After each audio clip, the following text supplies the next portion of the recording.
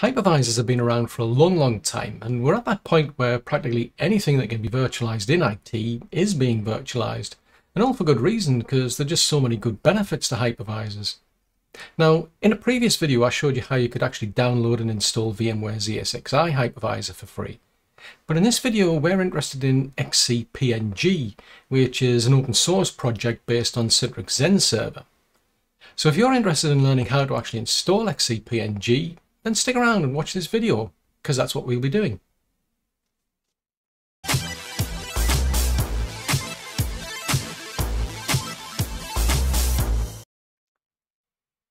Well, here we are on the XCP-ng website. It's pretty easy enough to find, although I will leave a link in the description below. But it's a case of, as you can see, it's an open source hypervisor. So a team of developers have come together to create this XCP-ng project. And they've created this hypervisor which is based on Citrix Xen server. Now the good thing is you can download this hypervisor for free, and there's absolutely no restrictions on the features that it has. So unlike ESXi, for example, you don't have to apply a license to get it running. You just download the actual file, install it, and that's it. It'll get you up and running. The only thing to bear in mind is that you can't manage this out of the box, as I'll show you once we go through the installation process. You need proper actual management software, which again I'll show you how to do that shortly. So to get started, it's a case of we click on the download button there, and it just takes us further down the web page, and right there we've got a download link for what is, at the time of the recording, 8.2 of the ISO file. So we would download that ISO file and then would use something like Rufus, for example, to convert that into a USB stick, and then it's a case of we'd use that to actually install the software. So I've already downloaded the file, and it's a case of I'll now run through how to actually use Rufus to create that USB stick. Now Rufus is a very easy application to use because all you ever do is just download a single file. That file is actually an executable file, which means it's a standalone application. So you just double click on that file and here you go, you've actually got your application to use. So the first thing we've got to do is tell it what USB drive you want to use. Now in my particular case, I've only got one to choose from, but do make sure you pick the correct one. It only picks out the actual USB drives you've got plugged into the computer. Fortunately, it doesn't pick any of your hard drives, but do make sure you pick the correct USB drive, otherwise it's just going to wipe all of the data on that drive that you've got. The next thing we need to do is click on the select button here, because we've actually got to tell it what ISO image we're going to use. So we actually have options here. You can just double click the file or select the file, click open, makes no difference. At the end of the day, you just need to tell it what ISO image you want to burn onto this flash drive. And then it's just a case of clicking on the actual start button. Now, in my case, as you can see, I've actually already, burned this image onto this drive, so it doesn't really make much difference for me what we do. But I did want to actually test this all out first. So I'm going to click on the start button. Now, it does give me this warning about the fact that the image isn't what it's called, ISO hybrid image. And it's saying really you've got a choice. You can either have ISO image mode or DD image mode. Now it's suggesting we actually use ISO image mode, so I'm just going to go with that as the default choice. Then we get a final warning here, which is, like I was saying before, this is just going to wipe out any existing data on that flash drive. So like I said, I've already used this before because I wanted to test and make sure this all worked. So I'm just going to click OK. And then off it goes. It deletes all existing partitions, creates new ones, starts creating the file system, starts copying the actual files across and so on. And it makes what is a bootable USB drive. So the idea is that once this is finished, you'll eject this USB disk from the actual computer that you've got, install it into the computer you want to install the hypervisor onto, boot up off that USB drive, and that's it. We can start the installation process. Now, in my case, to make the video easier, I'm actually going to install this into a virtual machine instead.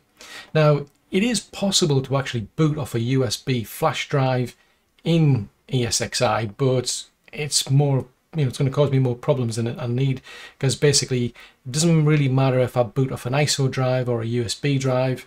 The end result is going to be exactly the same. It's just going to load the actual installation process into memory, and then we'll start actually installing onto the actual local hard drives. So I'm just going to leave this running, and what I'm going to do next though is just to flip over to ESXi, and then I'll show you how to actually install the actual hypervisor XCP-ng onto your computer. Now, like I said, I'm actually just going to install this onto an actual virtual machine.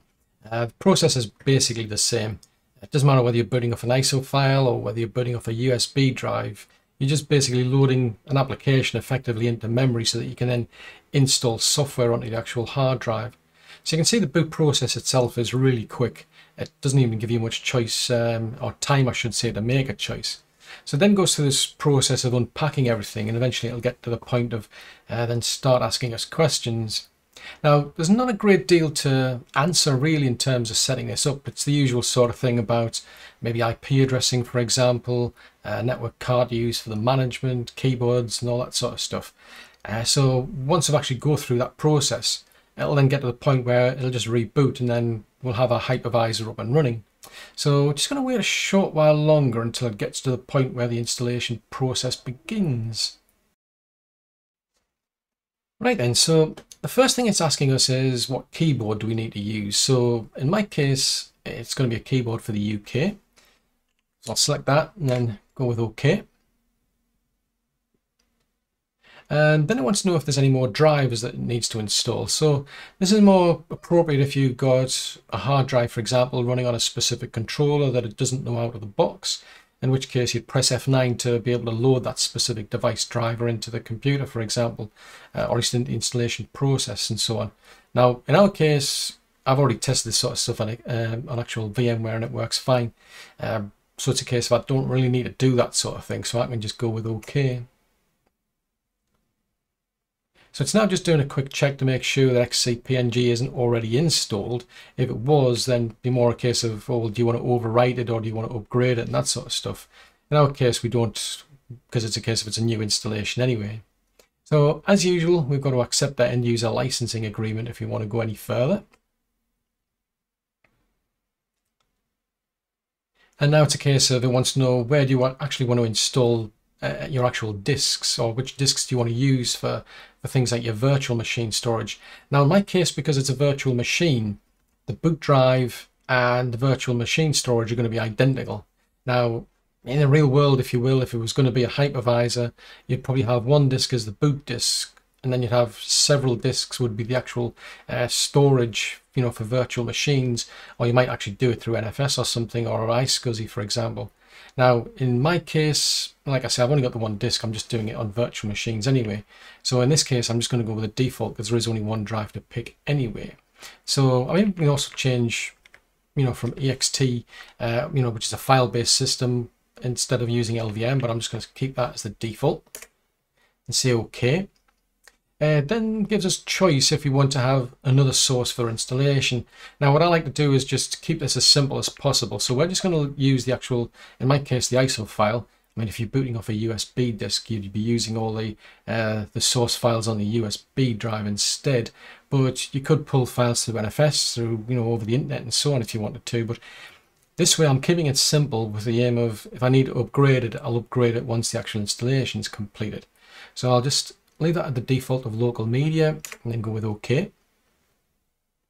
So there's nowhere else for it to check. That's why that didn't take long. Now the next question is, do you want to actually test the media to make sure there's no errors on it? Now I'm not too concerned about that. It should be fine for me. So I'm just going to tell it to skip the verification. Otherwise it'll take a bit of time to do.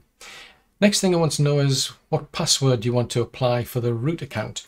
So at this stage, it's the only account we have. So I'm just going to put that in. I mean, obviously you would want a much longer and complicated password than I'm going to be using here. So I've put my password in and we'll go with OK. It then wants to know what interface you're going to use for management. Now, in this particular case, I've got a computer that's got two interfaces. The idea is the first one's going to be used for management. The second one's going to be used for storage. The idea is I'll be able to manage this computer on a completely separate interface, and it'll have much faster access to storage through another one. I'll be able to restrict access to the management interface through segmentation of the network and so on. But it's also a case of, like in a real production environment, if that interface, that storage interface, for example, if it got too busy or if there were problems on that part of the network, On this side of the network where it's just management traffic, it's very, very quiet. So it'll be much easier and highly likely that I'll still be able to get remote access to the computer through this dedicated management interface. So I'm just going to go with that top one, which is my actual management interface, and go with OK.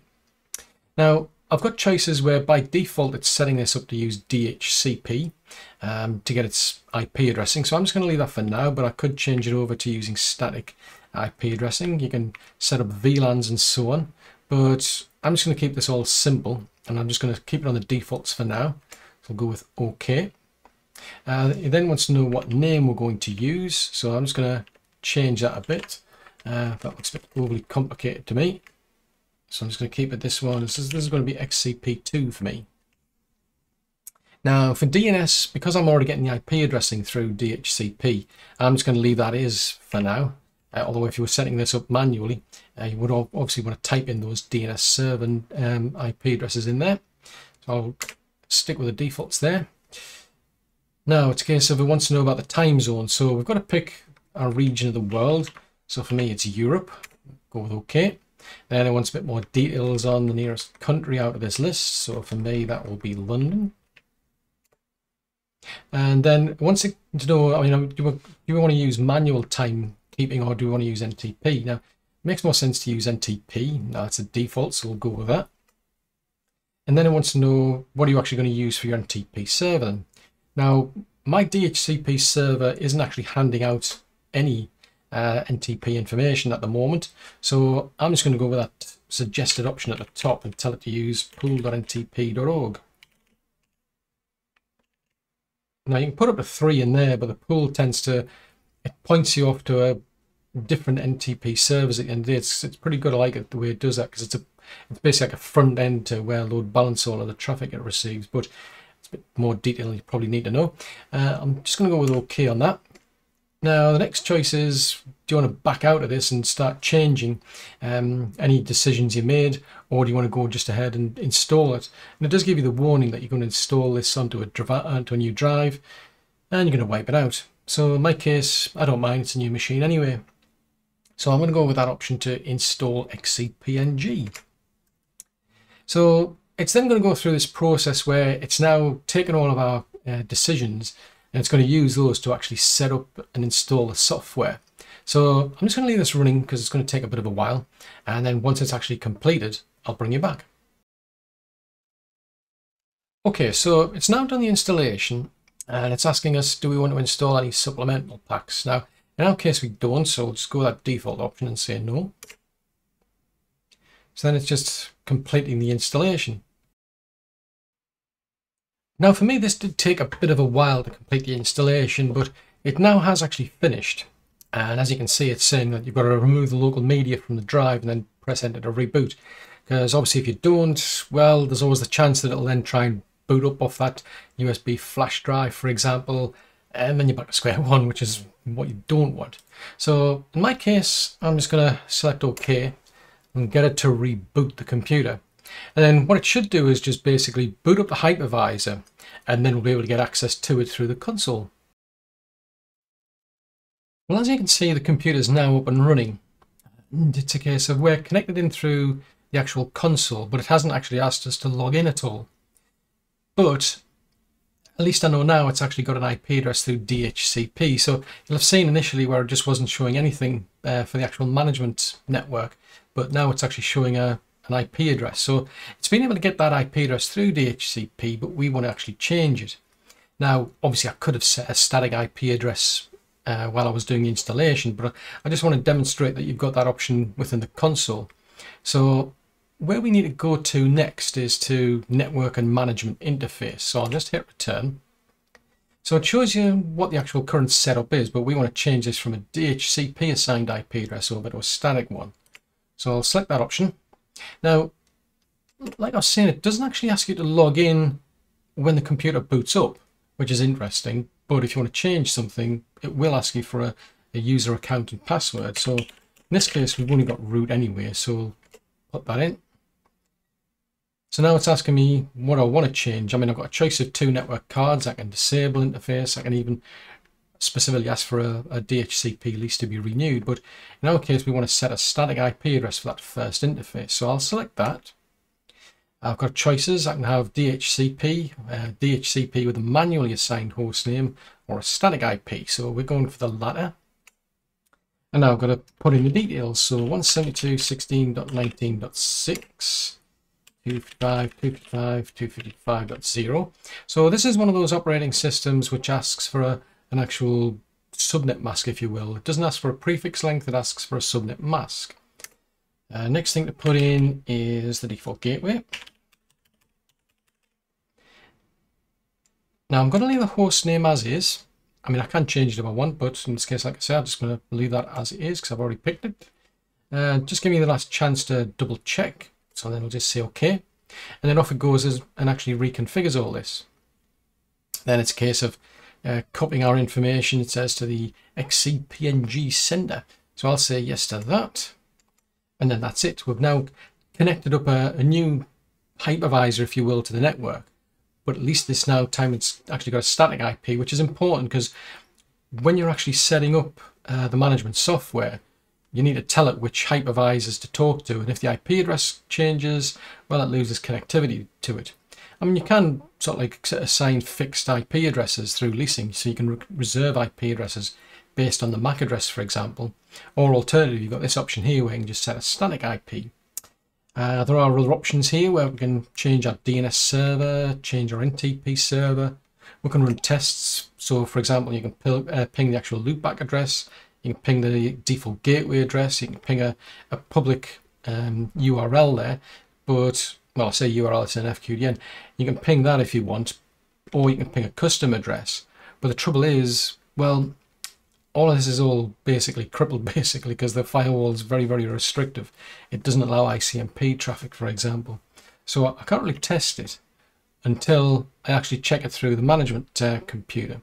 I mean, you can also display the network cards that you've got there, so that's more for getting information like the MAC addressing and what cards you've actually got on the computer. And you've also got this option, which is an emergency network reset, which basically just pushes everything right back to the defaults in terms of the network config. But we've now changed that computer over to a static IP. Another useful option is virtual machines. The first option is for VMs running on this host. So if we go in there, it actually tells you what virtual machines are running on the computer. Another option you've got right at the bottom, which I find useful, is all VMs. So that literally tells you even like virtual machines that aren't actually running. So they're installed on the actual node, but they're not actually running. And that becomes extremely useful, for example, if you've got a specific virtual machine that's not working, specifically something like the management software in particular. If that's not up and running, but you know which node it's actually installed on, you can go into the console and you can start it up from there. I mean, I can't demo that at the moment because, well, there's no virtual machine to test, but that is a useful feature, being able to go into the console and manage the virtual machines through that. I mean, you can't create a virtual machine through the console like this, but at least you can, stop and start them, for example, and check what status they're in.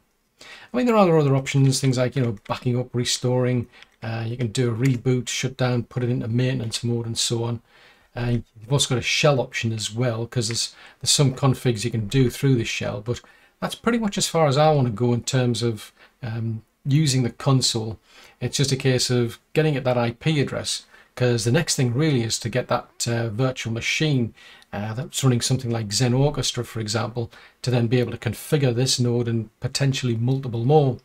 So that's our next step, is to jump into our management machine, and then what we're going to do is actually deploy a new virtual machine to this node, which will have Xen Orchestra installed on it. Now I've connected into my management computer, and I've just connected to the hypervisor through the web browser. Pretty straightforward. We're just pointing to HTTPS as the protocol, and then the actual IP address that I've given it. I've had to accept that it's a self-signed certificate, and that's why it's saying it's not secure. But now that we're in, you can see there's not a great deal that I can do. I mean, it didn't ask me for any login details, but it's not actually really giving me any options here anyway. It's not like, ESXi, for example, where I can actually start creating virtual machines on the, just straight out of the box. I just can't do that. I've got to install this Xen Orchestra, for example, which is the management software used to manage the nodes. So if we go over to their website, you can see it's used for Xen Server as well as XCP-ng. And basically what you're doing is you're installing a virtual machine onto a node, and you use that to manage not just that node, but all the other nodes that you've got. You'll be putting them into a pool, for example, and then you'll be setting up, you know, virtual machines that can run potentially on any node within the pool. So it's very, very flexible in terms of what you can do. But what we'll be getting here is just a sort of like a trial version. So first thing to do really is then click on Quick Deploy. Now it does ask for the you know, login details. So in this case it's root as the user account. Put in the password here and click on Connect. So it's asking us for the details of the actual computer that we're going to be installing here. So it wants to know where we're actually going to install it to, what network. So you can be very specific on interfaces, or you can just say, well, that one there is going to ETH0, for example. It's going to have a management interface on that Ethernet 0 interface effectively. So I'll just leave it there, but you can be flexible. You can put in IP addressing information. So it's got information here where we can fill all this information here. So in my case, I've already pre-filled this sort of stuff before, and it remembers it. So it's a case of, I want to set this up as what'll be 17. So this is the IP address of the actual virtual machine itself. This is going to be its subnet mask. This will be its default gateway, and this will be the DNS server that it references. Like it says, if you leave it empty, it just basically relies on DHCP, and out of the box it doesn't actually ask you for this. It's just the fact that I've set up a hypervisor before on this browser, and it remembers this sort of information. Anywho, I'm going to click on Next. Now it's actually asking for login credentials. So these are the actual default credentials, as you can see. Now in my particular case, I'm not really fussed about this because this is going to be a short-lived virtual machine. I'm not going to install it and then get support on it. I'm just going to get this up and running for the sake of having something that I can then manage the actual hypervisor with. At a later date, I'm actually going to install the full-blown Xen Orchestra. I'm going to compile that as a complete, fully working version, but I just need something to get up and running. So I'm not going to bother putting in specific details other than the defaults here. I'm just going to leave them as they are. So by default, when you connect to the actual virtual machine through a web browser, you'll be logging in as admin at admin.net with a password of admin. We've also got a separate username and password here we can use, but one thing I'm not going to do is bother registering it. So I'm just going to click on deploy here, and off it goes, and it just starts to actually deploy the software. So it's basically putting a virtual machine onto this node, and then once it's finished, it'll then give us an option to then actually manage this virtual machine, or rather the hypervisor, I should say. So when it comes to this Xen Orchestra, what you've got to bear in mind is that we're just getting a trial version, because if we click on the pricing, then go to Xen Orchestra, you can see you've got different tiers here. You've got a free version, which basically just has basic features. The more you spend, the more features that you get, and the quicker the turnaround, and the more tickets you can open, and so on. But at least when you install it for the first time, you're going to get a 15-day trial version of, you know, as if you were on full premium support. I mean, you won't be getting access to the actual support team, for example, but you will get all of the actual features. Now, one thing to bear in mind is this is actually going to need access to the internet to be able to pull all this sort of stuff down. So that's just something to bear in mind if you've got it sitting behind a firewall. But the idea is I just want to install the free version, because then what that'll allow me to do is to create a virtual machine, for example. I can then create that virtual machine, or at least turn it into the actual equivalent of a premium version of Xen Orchestra, albeit it won't have the technical support that goes with it. So we're going to wait for this to finish deploying, and then we'll actually be able to test it out. Well, we're now at the point where Xen Orchestra has actually been installed as a virtual machine. The actual web browser did try to redirect me to HTTP, though, as a protocol. So my firewall doesn't allow that. So what I've had to do is basically intervene and force it over to using HTTPS so that the firewall will allow the traffic through. But at least now we've actually got a login prompt, so we can actually log into the VM. So defaults are admin at admin.net for the username. and admin for the password. So we'll just log into that. Now, although this is supposed to be a sort of like a trial edition where you're supposed to be getting like full access to Xen Orchestra, one thing to bear in mind is that unless it's registered, you're going to be limited in what you can do. I mean, if I go back to the Xen Orchestra website, over to the pricing, I mean, it says here that, you know, you've got a free edition, you're going to get basic features, but you're going to get 15 days of premium. The trouble is, you don't get access to any of these. You're kind of stuck with just the basic features. We don't even get access to, you know, the features you get when you're paying for the starter edition until we at least get around to registering this. And it's going to basically just going to keep on complaining about this. So for instance, if I just hover over this home menu here, you can see there's a warning about the pools. Now in my case there is only one pool, but if I hover over that thing there where it's saying 22 in red, it's mentioning that there are missing patches. So if I click on the pool, it brings us to what is just effectively one host. Click on patches, and it's saying, well, you need the starter edition to be able to apply patches. So that's something to bear in mind, is that this free edition, until at least you register it, you can't even do that. And if you want to get patches, you need the starter edition, and that's going to cost you $77 a month. But my goal really is to just get this, you know, virtual machine installed so that I can then download and effectively create my own full, you know, working version of Xen Orchestra. And then we'll just dispose of this particular virtual machine that we've got at the moment. This is just purely intended to be temporary. So there's various things you can do, but until you at least register it, you can't really take full advantage of the trial. If you go to like dashboard, you know, visualizations here, you can see it says, oh, you need a premium edition. If you go to statistics, you need the enterprise edition. So I suppose it's good in some respects in that you can find out, you know, what you need to do if you want certain features. But in this very, very free version, which has just got the basic features, we're not really getting access to the, you know, like the full 15-day trial yet. So just something to bear in mind. Now, you don't need to register if you want this, you know, Xen Orchestra computer that you're going to build yourself anyway, to be fair. So I'm just going to ignore all this. I mean, we're getting the same sort of warnings about, you know, XOA itself. It just keeps complaining, oh, you're not registered, you're not registered. And it's like, it's going to keep on doing that for, well, until we actually register it, basically. But in my case, I'm not really concerned. So there's a lot of good things you can do with this, I must admit. It's an interesting menu. I mean, you've got this left menu down the side here, and then there's like sub options within there. Now, I mean, some of them, they're actually quite interesting in that, it's like if I click on settings, for example, we've got all of these choices that we can pick from. Now, once I actually do pick one of those, you can see that I can still come back to here to pick something different. Or I've actually got all of these tabs, so there's different ways of getting to somewhere that you need to be. I mean, for example, if I want to create a new virtual machine, I could go up to Home and then to Virtual Machines, and it gives me a list of all the virtual machines. I can click that button to create a new virtual machine, or I could go down to here and select New and Virtual Machine. So there's different ways of getting to ultimately the same location.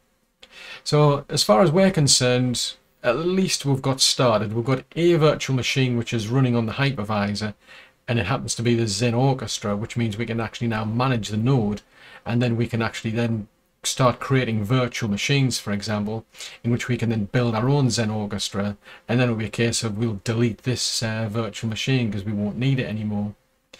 Creating the actual virtual machine is pretty straightforward. It's just a case of clicking on what is the pool, basically. In our case, there is only one. Then what you've got to do is select from the templates. So you've got quite a list of different operating systems it knows about. Now, one of the things I do like about this is you can actually filter them out. I think it's a better strategy than what ESXi's got, where you've got to pick the actual operating system family first. Here, you've just got the entire list, but you can just filter them out. So, for example, I can just type in Debian, and then I've got a list of all the 3 different types of Debian that it knows about. So, for example, I might say pick Debian Buster 10, which happens to be the latest version at the time of the recording. Then wants to know, well, what's the name of the virtual machine. So I might just call that Debian 2, for example. I can give it an actual description. Debian 2.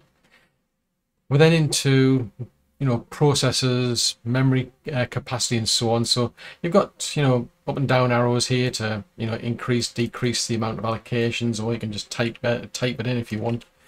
You've also got an option here to specify the amount of memory that you want to give it. So I might say I want 4 gig, for example. And I do like that, whereas ESXi, for some reason, it seems to default to meg instead of gig. Most operating systems these days are interested in gig, so yeah, that's interesting. I must admit, it's a bit of a pain. This makes it a bit easier, a lot less hassle. When it comes to the topology here, this just refers to how you're actually going to be handling these processors. So the idea is you can have, say, one socket with 2 cores, 2 sockets each with their own individual core.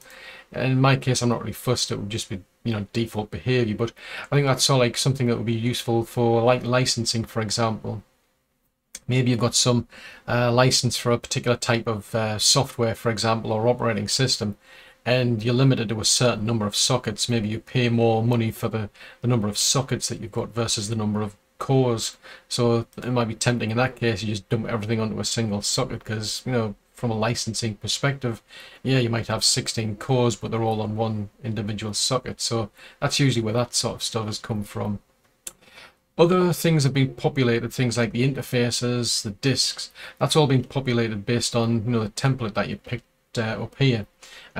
Depends on how you set your network up, but in our case, we've got a choice of 3 different network cards. I mean, you've got like the internal network, we've got our Ethernet 0, then our Ethernet 1, for example.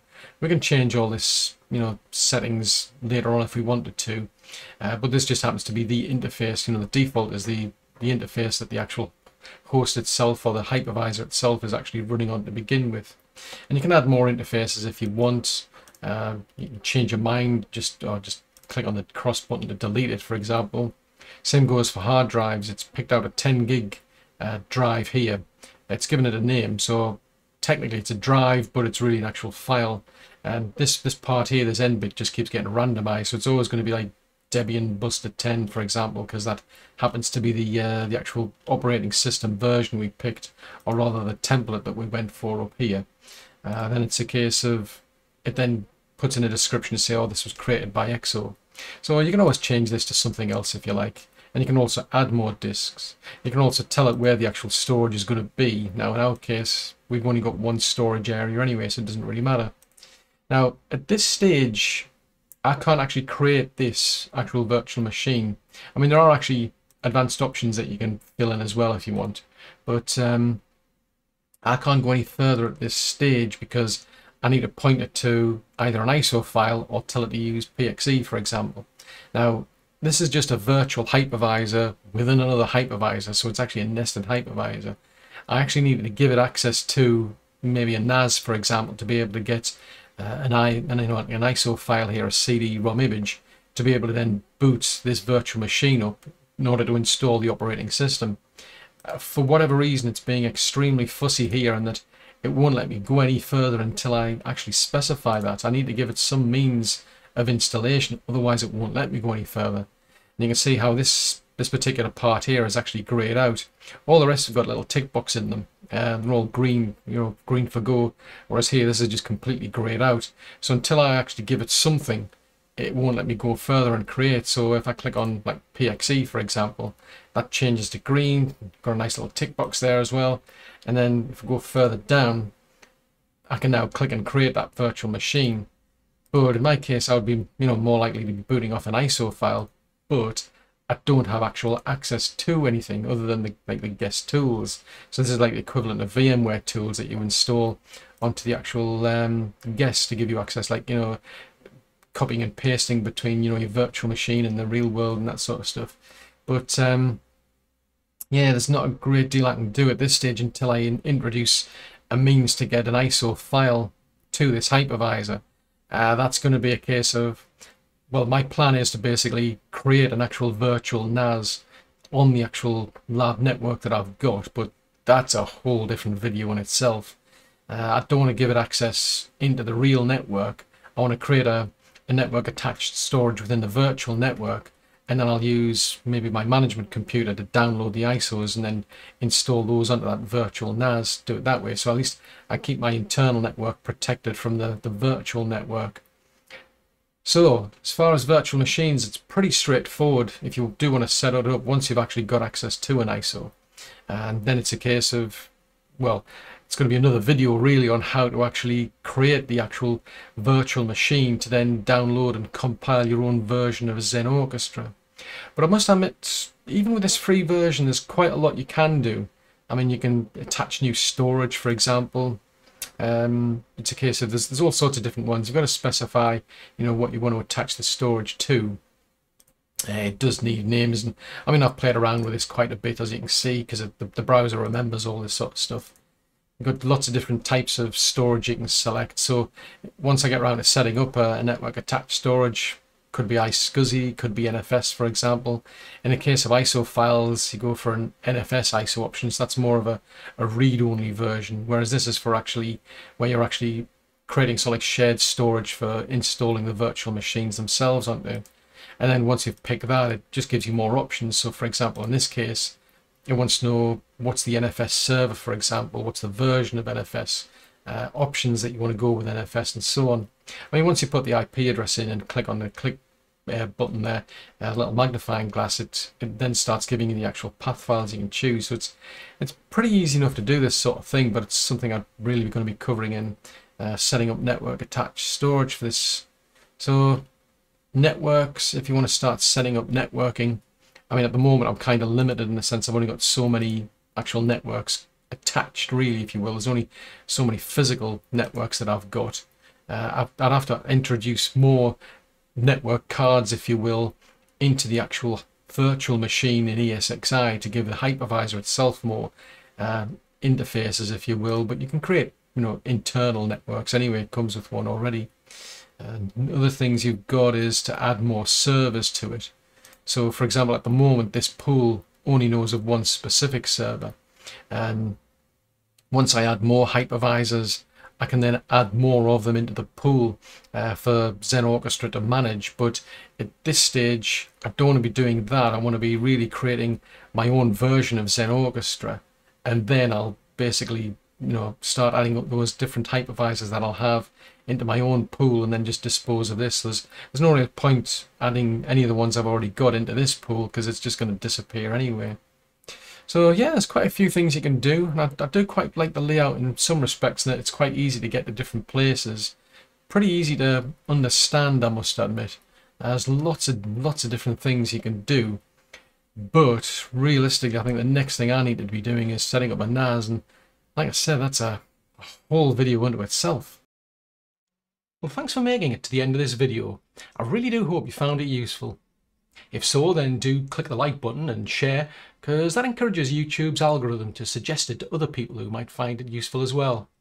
If you're new to the channel and you'd like to see more content like this, then yeah, do subscribe. Just remember to click the little bell icon though, that way you'll get notifications when I send new content out. If you've got any comments, any suggestions, if you want to leave any feedback at all, please post that in the comments section below. And if you'd like to support the channel, I've left links to both Patreon and PayPal in the description below. But above all, thanks very much for watching. I'll see you in the next video.